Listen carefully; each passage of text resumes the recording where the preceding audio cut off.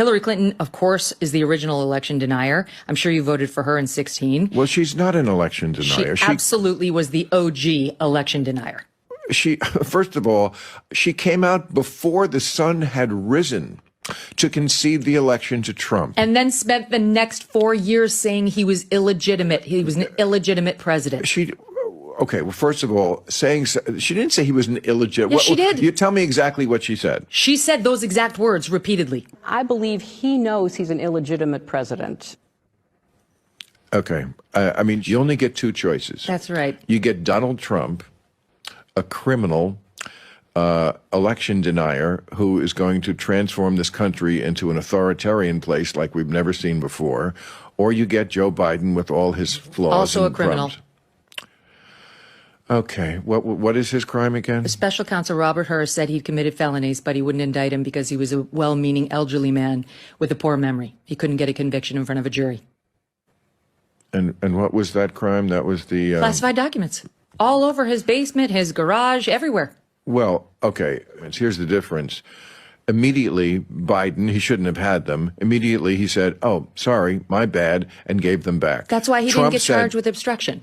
But Trump has two classified documents, pieces to his case. One is you had them, and the second is you obstructed justice when we demanded them back. So, okay, against Biden, you don't get charged with obstruction. But number one, where's the classified documents charge against him? He's also a felon. You got your story. You know, I look. Why can't the difference be one actually had the ability to declassify documents and keep them because he'd been the president, and one didn't because he should have been looking at documents only in a skiff while a sitting U.S. senator, and clearly he stole classified documents that he wasn't entitled to and never had the ability to declassify them. Yeah.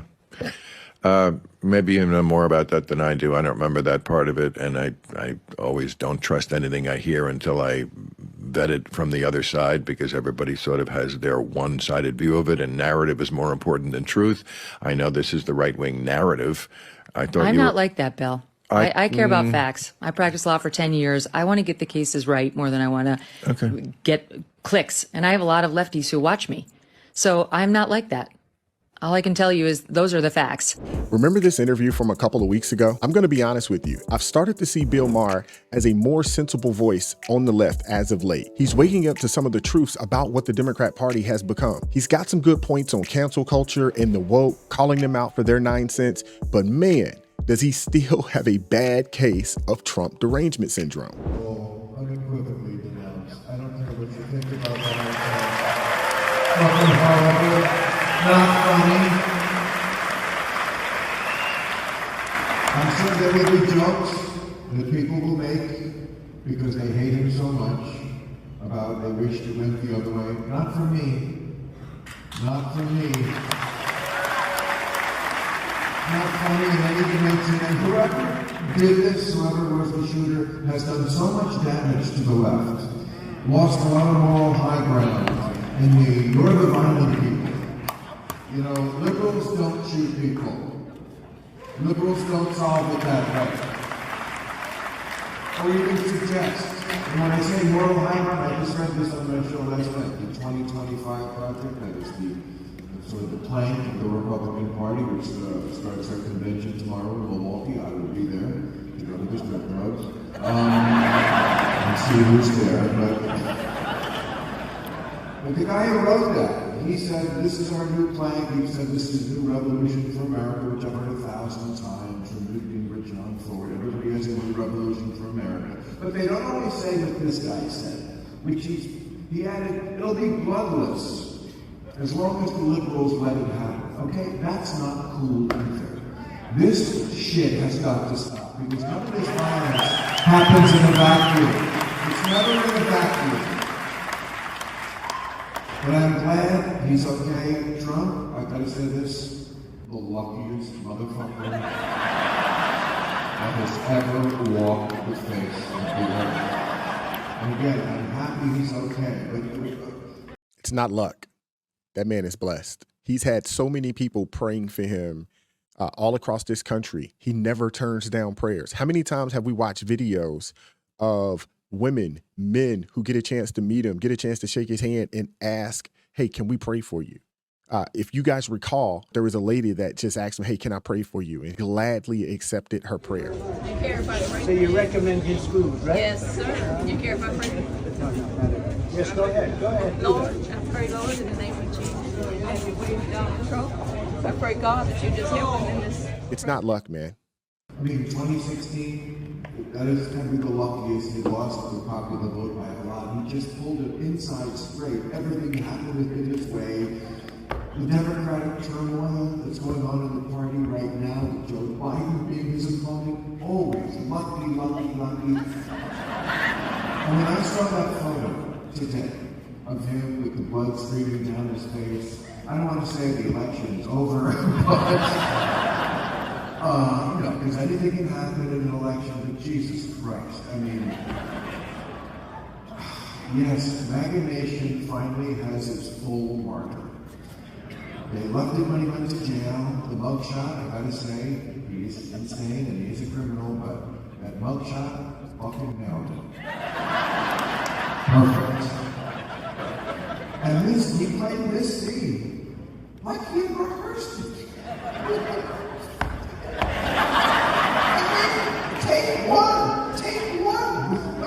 And there will be idiot conspiracy theorists, idiots, who will say, oh yeah, they planned this. Like, right, he's gonna put it all on the guy can be that good. But he gets grazed and the other guy gets shot. It's so Trump.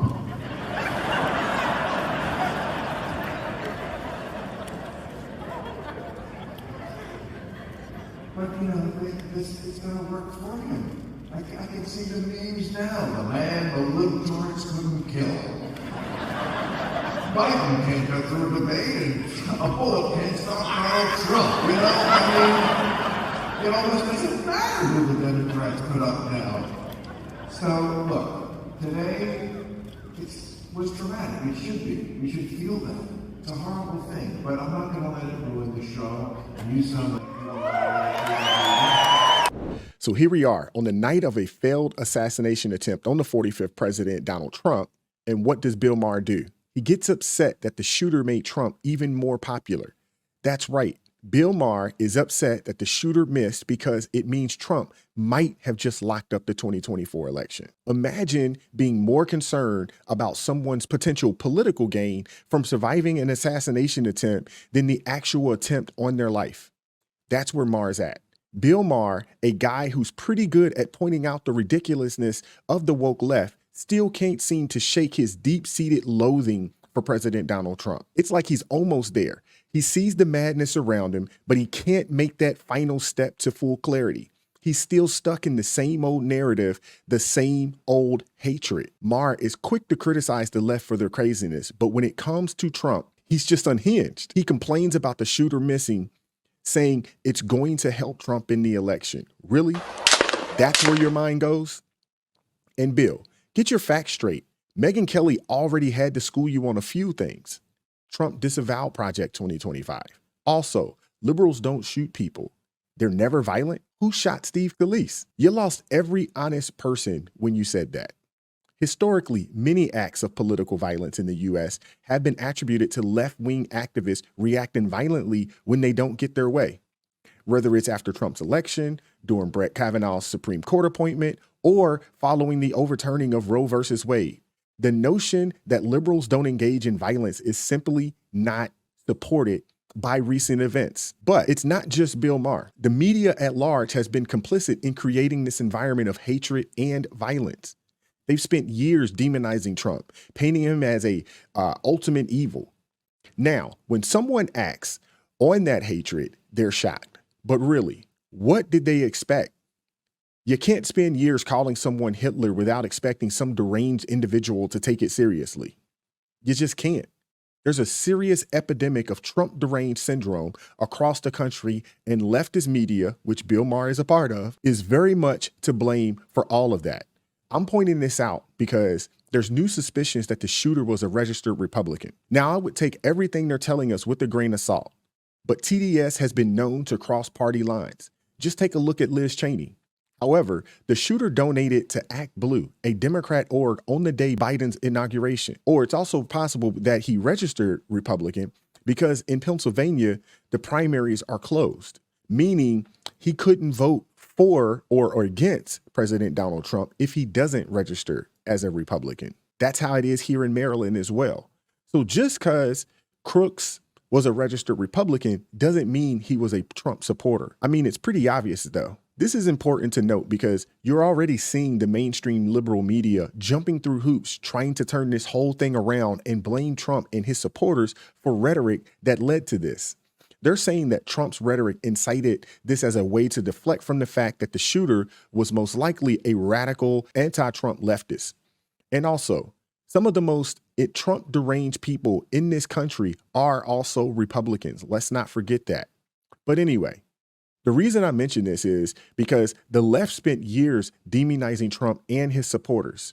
People like Maher, and again, I commend him for seeing part of the light, but it's people like him that are the reason why this happened in the first place.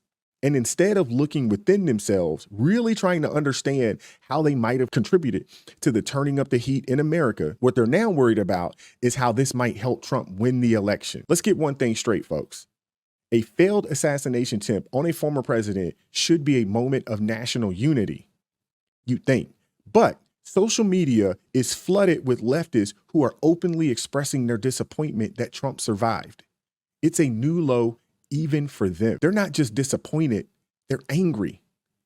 People crying and screaming on different platforms out there, TikTok and X. This is what happens when you spend years demonizing someone to the point where violence against them seems almost justifiable. The reactions from the left are a clear indication of their desperation. They know this incident will galvanize Trump's base and boost his chances in the upcoming election.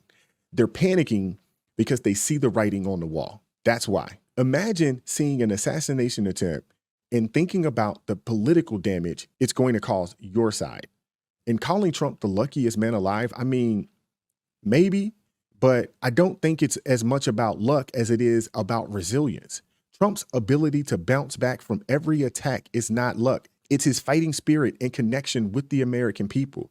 And I'm going to take it a step further. I'm going to say that it was a divine act. God played a role in saving that man's life on Saturday.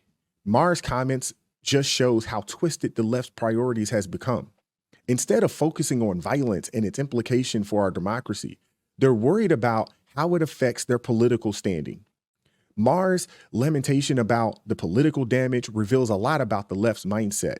It's not about principles or justice. It's about power and control with these people. We've been talking about that for quite some time. Now, there's no denying this, that a failed assassination attempt could significantly boost Trump's support. Elon Musk, who hasn't before come out and explicitly supported Trump, endorsed him immediately after the assassination attempt. The tweet is one of the most viewed and liked tweets in history. And this type of high-profile endorsement will most likely push some on the fence into Trump's direction. Others on the fence, like billionaire hedge fund manager Bill Ackman, also endorsed Trump over the weekend. So the tide is turning. I've been watching and studying politics for a little while now, and I've never seen genuine support for someone on the level that I'm currently seeing for Donald Trump. Sure, Biden has actors in the media, but those are the vote blue no matter who Dems. Trump has actually turned people into MAGA conservatives. What we're seeing is the shift in America. It's like the social taboo around openly expressing support for Donald Trump is gone, and that's a good thing. But let's be clear. It's absolutely sickening that their political standing is what Democrats are worried about during a time like this. In a way, I get it. At this point, the Democrat Party will not be able to find anyone capable of running against Trump. But despite all of this, we can't afford to get complacent. Yes, this incident may give Trump a surge in support, but we still have a long road ahead. I don't care if Trump is up 40 points in the polls. Every single patriot in every single state needs to vote. No time for complacency. It is foot on the gas time. We must stay focused and make sure we have an unprecedented turnout that tells the globalists that we are not giving up on America, not on our watch. I want to hear from you guys. Let me know what you guys think in the comment section. Like, share, subscribe to the channel. Drop me a comment. I'm looking forward to hearing from you guys. I really am. Consider joining the ARP family. It supports me, it supports the team, it supports the channel. It gives us the ability to produce this type of content on a day-to-day basis. I appreciate each individual that has joined the team thus far. God bless each and every one of you guys. Keep God first in your life. Stay prayed up, and I'm gonna catch up with you all next time. Peace.